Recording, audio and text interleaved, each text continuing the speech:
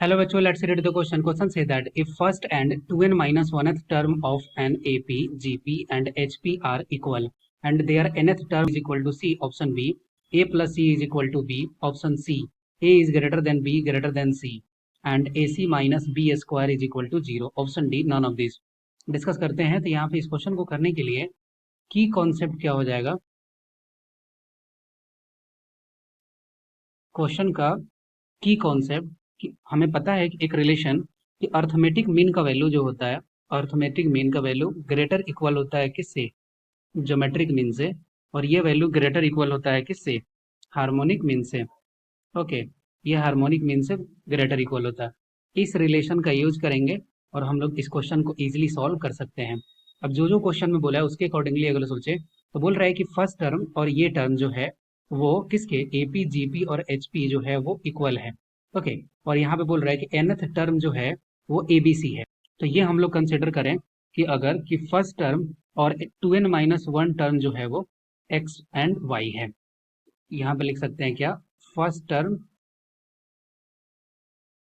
Term क्या consider कर रहे हैं, x, और 2n माइनस 1th टर्म जो है ये क्या है, ये है y।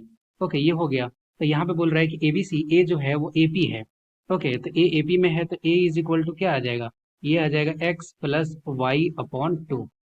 ये हो गया, क्या आएगा, root under x y, root under x y. और वहीं c इज इक्वल टू करें तो c is equal to relation harmonic mean का क्या होता है, ये होता है x y upon sorry 2xy upon x plus y. Okay, ये वैल्यू आ गया क्योंकि ए जो है इसका क्या है, अर्थमेटिक मीन है एक्स एंड वाई का, बी जो है वो ज्योमेट्रिक मीन है एक्स और वाई का, सी जो है वो एक्स वाई का हार्मोनिक मीन है। तो ये एबीसी के बीच में आ गया। तो अगर रिलेशन की बात करें तो यहाँ पे देखिए, अगर बी स्क्वायर का वैल्यू करते हैं तो बी स्क्वायर का वैल्यू क्या आ जाएगा, ये आ जाएगा सिर्फ एक्स वाई, और एक्स वाई का वैल्यू किसके बराबर हो रहा है, अगर हम लोग यहाँ से अगर मल्टीप्लाई करें तो ए इंटू सी अगर करते हैं तो ए इंटू सी करेंगे तो ये वैल्यू क्या हो जाएगा, एक्स प्लस वाई, और एक्स प्लस वाई कैंसिल हो जाएगा, 2 से 2 कैंसिल हो जाएगा, तो ये हो जाएगा एक्स वाई। देन हम लोग फाइनली यहाँ से क्या कंक्लूड कर सकते हैं कि बी स्क्वायर का वैल्यू जो है वो बराबर है किससे, ए सी के बराबर है। एक ये रिलेशन आ गया। जो अर्थमेटिक मीन का वैल्यू होता है, अर्थमेटिक मीन का वैल्यू वो ग्रेटर इक्वल होता है किससे, ज्योमेट्रिक मीन से, और ये ग्रेटर इक्वल होता है हार्मोनिक मीन से। ओके, अब यहाँ पे अर्थमेटिक मीन का वैल्यू क्या है, ये ए है। ए का वैल्यू जो होगा वो ग्रेटर इक्वल होगा किससे, बी से, ग्रेटर इक्वल होगा सी से। एक ये रिलेशन सेटिस्फाई कर रहा है। तो कौन सा ऑप्शन सही हो रहा है, ऑप्शन सी में देखिए, ए जो है वो ग्रेटर है बी से, ग्रेटर है सी से, बी जो है ग्रेटर है सी से, और ए सी माइनस बी स्क्वायर का वैल्यू, इसको यहाँ पे ये भी लिख सकते हैं कि ए सी माइनस बी स्क्वायर का वैल्यू किसके बराबर हो।